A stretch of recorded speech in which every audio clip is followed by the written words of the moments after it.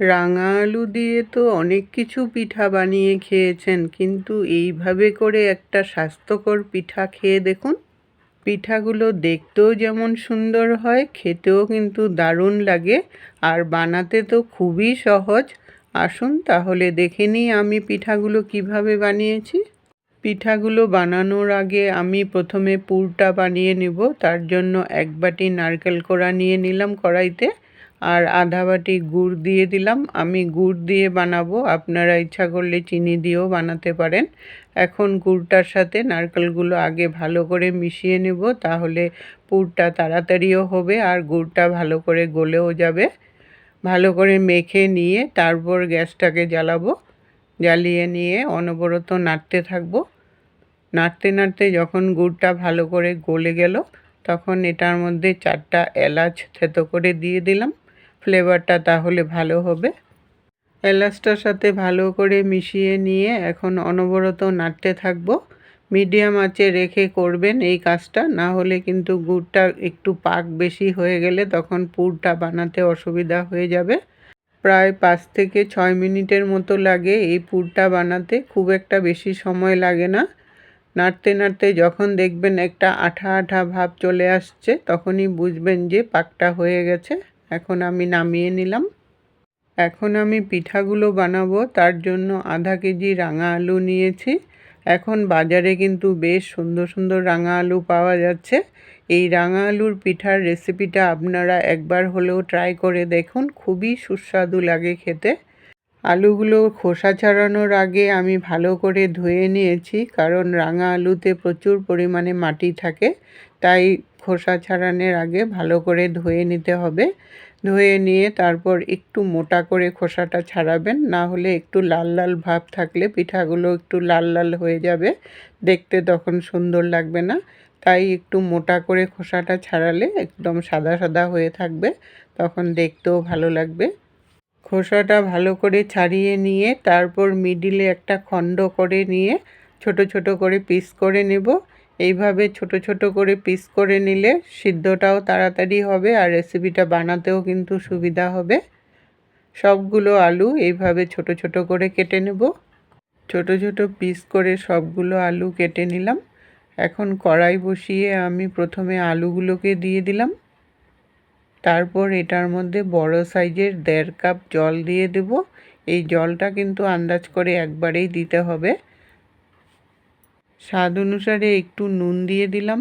মিষ্টি জিনিসে একটু নুন দিবেন, তাহলে মিষ্টির স্বাদটা দ্বিগুণ বেড়ে যায়। ভালো করে মিশিয়ে নিয়ে এখন ঢাকা দিয়ে দেব 10 মিনিটের মতো, তাহলে এগুলো সিদ্ধ হয়ে যাবে। আর নুনটা দিলে সিদ্ধটাও কিন্তু খুব তাড়াতাড়ি হয়ে যাবে। রাঙা আলু সিদ্ধ হতে এমনিতেও খুব একটা সময় লাগে না, তার মধ্যে একটু নুন দিয়েছি, আরও সিদ্ধটা খুব তাড়াতাড়ি হবে। 10 মিনিট পরে ঢাকনাটাকে উঠিয়ে নিলাম। আলুগুলো কিন্তু মোটামুটি সিদ্ধ হয়ে গেছে। এর চেয়ে বেশি সিদ্ধ হলে তাহলে পেস্টটা ভালো করে করতে পারবেন না। এখন একটা স্ম্যাশার দিয়ে আমি কড়াইয়ের মধ্যে এটাকে পেস্ট করে নেব। আর এই কাজটা কিন্তু গরম থাকা অবস্থাতেই করবেন, তাহলে আলুগুলো নরম থাকে তো এই সময়, তাই সিদ্ধটা ভালো করেও হয়ে যায় আর পেস্টটা করতে সুবিধা হবে। আলুগুলো কিন্তু পেস্ট করে নিয়েছি, একটুও দানা দানা নেই, একটা থকথকা ভাব চলে আসছে। ব্যাটারটা দেখুন এরকম হতে লাগবে, তাহলে পিঠাগুলো কিন্তু খুব নরম হবে। এখন আমি এটার মধ্যে 2 কাপ চালের গুঁড়ো দিয়ে দিলাম। যেহেতু রাঙা আলুটা একটু নরম, তাই চালের গুঁড়োটা দিলাম, একটু শক্ত ভাব আসবে। আর সাথে 1 কাপ ময়দা দিয়ে দিলাম, তাহলে পিঠাগুলো আর শক্ত হবে না, নরম তুলতুলে ভাব থাকবে। এখন ভালো করে এটা মিশিয়ে নেব। এই কাজটা কিন্তু একদম লো ফ্লেমে রেখে করবেন। ভালো করে মিশিয়ে নিয়ে 1/2 চামচ ঘি দিয়ে দিলাম।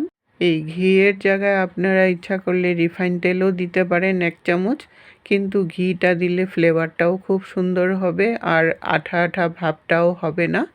তখন পিঠাগুলো বানাতেও সুবিধা হবে, তাহলে আর আঠা আঠা হবে না, পিঠার ডিজাইনটাও খুব সুন্দর করে করতে পারবেন। ঘিটা দিয়ে ভালো করে আরেকটু মিশিয়ে নিয়ে যখন আটা মাখার ডোয়ের মতো হয়ে গেল, তখন 5 মিনিটের মতো গ্যাসটা অফ করে ঢাকা দিয়ে রেখে তারপর একটু ঠান্ডা হলে নামিয়ে নিলাম। এখন হাতের মধ্যে একটু ঘি নিয়ে আর একটু ভালো করে এটা মেখে নিব। এই মাখাটাই যত ভালো করে করবেন পিঠাগুলো ততটাই কিন্তু সফট হবে, একদম নরম তুলতুলে হবে। মেখে নিয়ে যখন একদম আটা মাখা ডোয়ের মতো সুন্দর হয়ে গেল, তখন ছোট ছোট করে এটার থেকে লেচি কেটে নিব। রুটি যেমন বানাই সেরকম একটা বলের মতো করে নিয়ে গোলা করে নিলাম।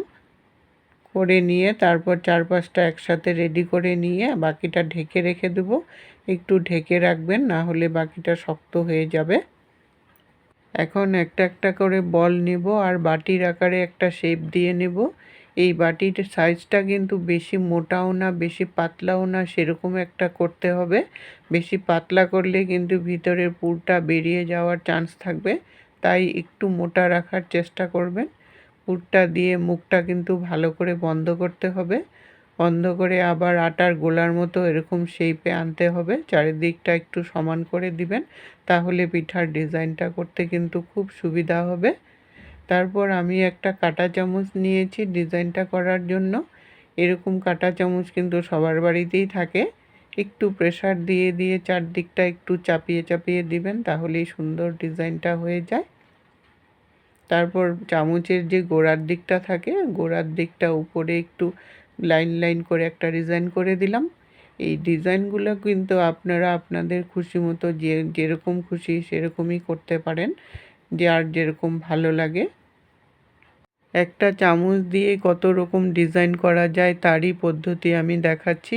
খুবই সহজ পদ্ধতি এটা, আর এইভাবে করে কিন্তু সবাই বানিয়ে নিতে পারবে।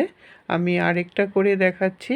নিত্য নতুন ছোট্ট ছোট্ট রেসিপি পেতে হলে আমার চ্যানেলটাকে সাবস্ক্রাইব করে রাখবেন, আর পাশে থাকা বেল আইকনটাকে ক্লিক করে রাখবেন, তাহলে সবার আগে নোটিফিকেশন আপনাদের কাছে পৌঁছে যাবে। এইভাবে করে সবগুলো পিঠা যদি আগের থেকে রেডি করে নেন, তাহলে রেসিপিটা বানাতে কিন্তু 10 মিনিট লাগবে। সবগুলো পিঠা আমি রেডি করে থালার মধ্যে নিয়ে নিলাম। দেখুন পিঠাগুলো কি সুন্দর লাগছে না দেখতে।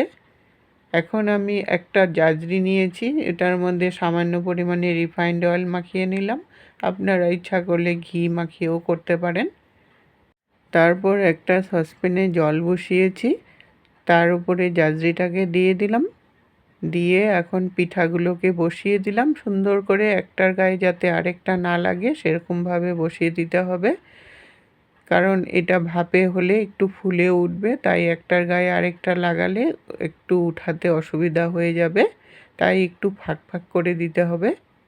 দিয়ে ঢাকনাটা লাগিয়ে 10 মিনিট বয়েল করলেই পিঠাগুলো কিন্তু একদম রেডি হয়ে যাবে।